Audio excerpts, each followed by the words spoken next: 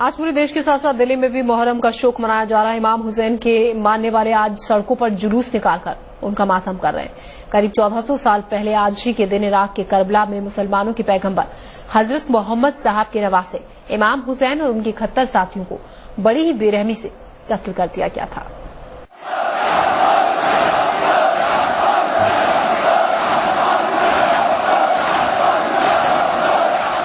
امام حسین کی شہادت کے شوق میں آج کے دن دنیا بھر میں شوق منایا جاتا ہے۔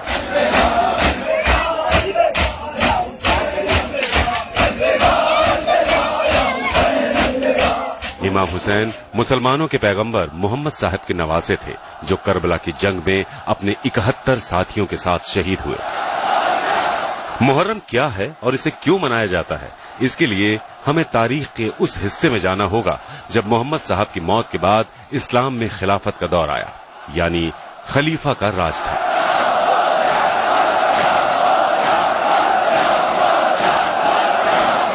خلیفہ کو پوری دنیا کے مسلمانوں کا پرمکھ نیتا مانا جاتا تھا۔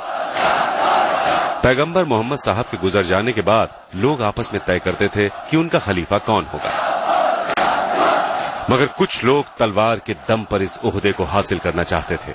انہی میں سے ایک تھا سیریائی سلطان یزید ابن معاویہ، جس نے خود ہی خود کو مسلمانوں کا خلیفہ گھوشت کر دیا اور لوگوں پر اسلام کے نام پر ظلم ڈھانے لگا۔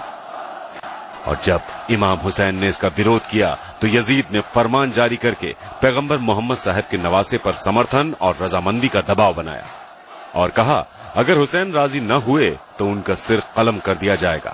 مگر امام حسین نے کہا میں ایک پاپی، بے ایمان اور خدا رسول کو نہ ماننے والے یزید ابن معاویہ کا آدیش نہیں مان سکتا۔ اس کے بعد سعودی عرب میں اپنے وطن مدینہ کو چھوڑ کر امام حسین حج کے لیے مکہ چلے گئے، مگر یہاں بھی یزید نے اپنے سینکوں کو شردھالو بنا کر ان کا قتل کرنے کے لیے بھیج دیا۔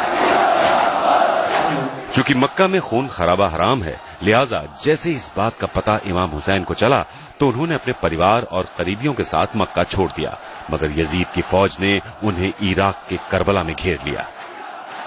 سن 680 عیسوی میں اردو کیلنڈر کے پہلے مہینے محرم کی 2 تاریخ کو امام حسین کربلا میں تھے اور یہاں انہوں نے یزید اور ان کی سینا کو اسلام کے صحیح معنی سمجھانے کی بہت کوشش کی، مگر وہ طاقت اور دولت کے نشے میں اس قدر چور تھا کہ نہیں مانا اور اس نے امام حسین کو الٹیمیٹم دیا کہ یا تو وہ یزیدی کی خلافت کا سمرتھن کریں یا جنگ کریں۔ حسین جنگ نہیں کرنا چاہتے تھے کیونکہ انہیں اپنے نانا محمد صاحب سے یہ سیکھ ملی تھی کہ اسلام جنگ کا نہیں محبت کا نام ہے۔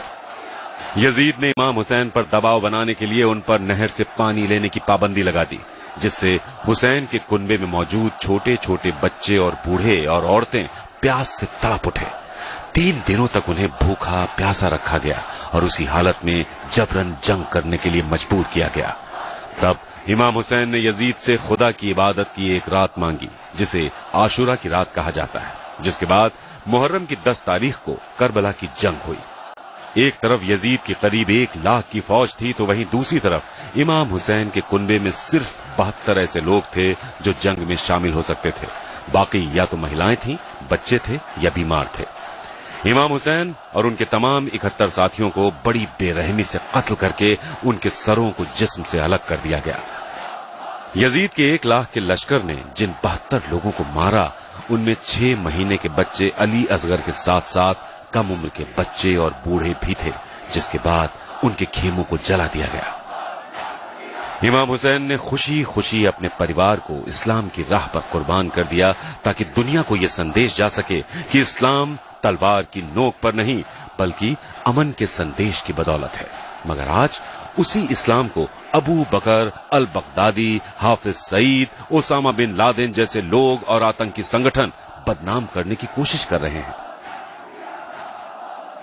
حسین اور ان کے 71 ساتھی مر کر بھی امر ہو گئے۔ آج بھی ان کے اہنسا کے سندیش کی مثال پوری دنیا دیتی ہے۔ میں نے امام حسین سے سیکھا کہ مظلوم ہوتے ہوئے بھی کس طرح جیت حاصل کی جا سکتی ہے۔ اسلام کی بڑھوتری تلوار پر نربھر نہیں کرتی بلکہ حسین کے بلیدان کا ایک نتیجہ ہے۔ انصاف اور سچائی کو زندہ رکھنے کے لیے فوجوں یا ہتھیاروں کی ضرورت نہیں ہوتی ہے، قربانیاں دے کر بھی جیت حاصل کی جا سکتی ہے، جیسے کہ امام حسین نے کربلا میں کیا۔ इमाम हुसैन की कुर्बानी तमाम गिरोहों और सारे समाज के लिए है और ये कुर्बानी इंसानियत की भलाई की एक अनमोल मिसाल है। इमाम हुसैन की कुर्बानी किसी एक मुल्क या कौम तक सीमित नहीं है, बल्कि ये लोगों में भाईचारे का एक असीमित राज्य है। अगरचे इमाम हुसैन ने सदियों पहले अपनी शहादत दी, लेकिन उनकी पाक रूह आज भी लोगों के दिलों पर राज करती है। इमाम हुसैन और उनके साथियों पर हुई ज्यादतियों के गम को मनाने के लिए यूं तो हर मजहब के लोग शरीक होते हैं, जिनमें बच्चे, बूढ़े, जवान और औरतें सभी शामिल होते हैं। इस जुलूस में आशूरे के दिन की याद में ताजिए और अलम निकाले जाते हैं। करबला आज भी हुसैन के मानने वालों का सबसे बड़ा तीर्थ स्थल है, जहां मुहर्रम और अरबईन में करोड़ों की तादाद में जायरीन आते हैं। ब्यूरो रिपोर्ट, दिल्ली आज तक।